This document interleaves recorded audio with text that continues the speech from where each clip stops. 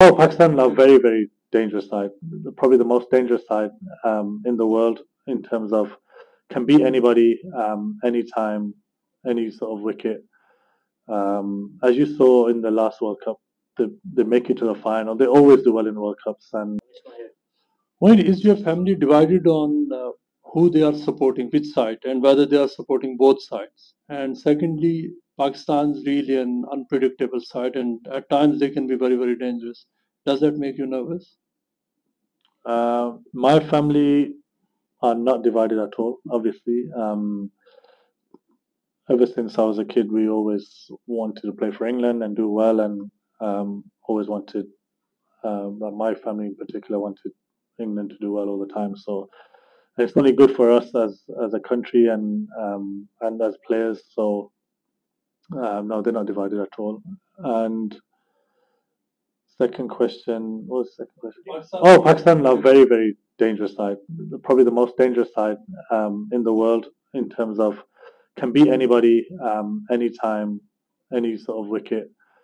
As you saw in the last World Cup, they make it to the final. They always do well in World Cups, and yeah, they're amazing. They obviously make everybody nervous, no matter who they're playing, and you have to play well to beat Pakistan. Um, they can be unpredictable at times, but generally, especially in big tournaments, they're amazing side. Moin इजबास्टन में कल बहुत ज़्यादा हम पाकिस्तानी भी expect कर रहे हैं, बड़ी तादाद में पाकिस्तानी शायकीन होंगे। आपको क्या लगता है कि इंग्लैंड के सपोर्टर्स ज़्यादा होंगे जो पाकिस्तानी हैं या पाकिस्तानी सपोर्टर्स ज़्यादा होंगे? I think I'm gonna answer in English. Yeah. Yeah, sure. I think in generally when India, Pakistan come here, the fans obviously they have more of the support.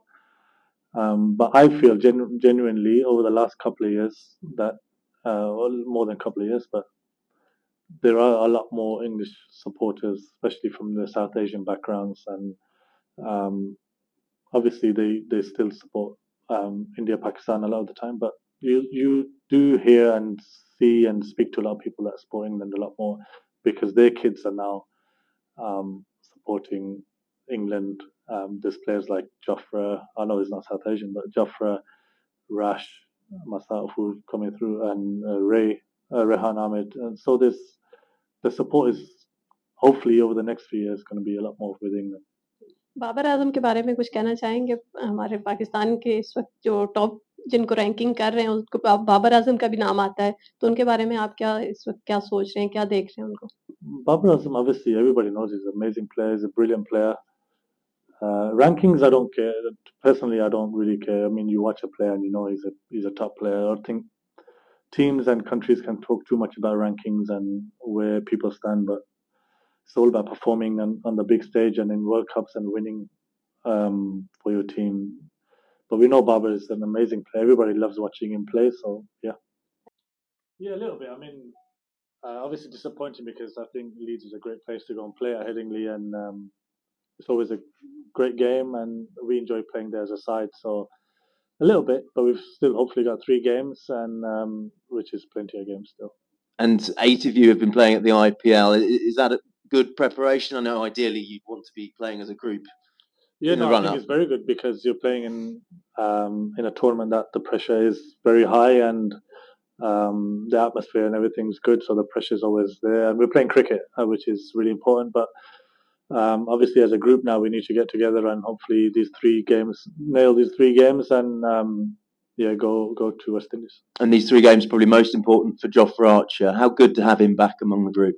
Amazing to have Joff back. I think someone of his talent. I know he's been out for a couple of years, but to have him back fully fit is amazing. And to watch him bowl again for England is what we've all been hoping for ages now. So no, he's massive for us. He's very, very important.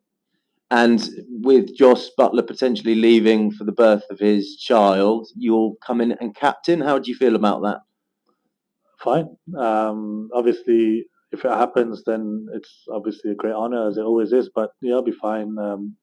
Nothing will change too much. It's just taking over from what he's doing, and then when he comes back, he takes over. Hopefully, the baby comes at the right time where he doesn't miss too many games. Is it difficult not knowing when it might be or for how long you might be leading the side at a World Cup? Not really. I mean, it's just for me. It's just whatever comes, whatever will happen, and it's not really difficult to be honest with you because we speak often, me and Joss, and we talk about other things, and obviously team and all that. So we're kind of on the same page anyway. Yeah. And finally, for me, have you thought about your future beyond this World Cup? You're obviously one of the most experienced players in the squad now. Could this be your last World Tournament, do you think? Maybe I don't know. I mean, for me personally, if I'm playing well and my body's good and I'm fit and I want to be playing for as long as I can, I love and enjoy playing for England. But it could be where the World Cup where I'm not feeling as good or I'm not playing well and I just decide that this is not me anymore. So I don't really think too much about it. I just go on how I'm feeling at the time. Mo, you mentioned about, I think it was 8 of the guys were at the IPL. Is there sort of a danger that the guys that weren't at the IPL, they could come in a little bit undercooked into the actual World Cup, given it's only 3 matches now until that gets underway?